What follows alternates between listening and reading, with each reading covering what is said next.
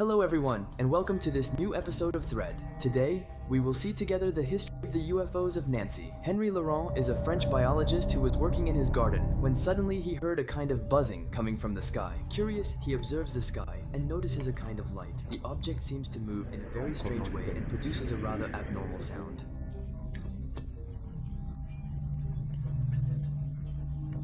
But he pays no more attention to it than that. He returns to his occupation and continues to water his plants. After a few minutes, the noise seems to get louder and louder. He then raises his head and notices the object is standing just above him. It was then that he realized that the object was unlike anything he had ever seen before. In addition, the object seems to descend in the direction of Henri, so he will take the decision to take shelter in his property. He will see the object continue to descend and stop at about 1 meters from the ground. After a few minutes, Henri, curious, he decides to take a closer look at what's going on. Biologist and researcher, he wants to understand what is in front of him.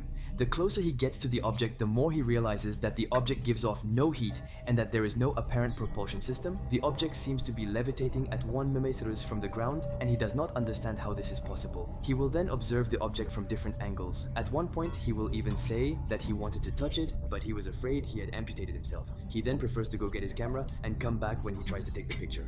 This one does not trigger. Even though he had had problems before with this device, he will say that this was different and that it had a strange feeling. It was at this moment that the object suddenly regained height and flew into the sky. Henri was upset and he had never seen anything like it. He then decides to run home to call the gendarmerie. Once the gendarmerie is on site, he tells his story and the gendarmes will take soil samples. GIPAN, the organization in charge of all events related to UFOs in France, will also conduct its survey and take soil samples. The samples will be sent to a competent laboratory and analyzed. The results will report something very strange. The plants seemed affected only on the surface, either roots had nothing and seemed intact.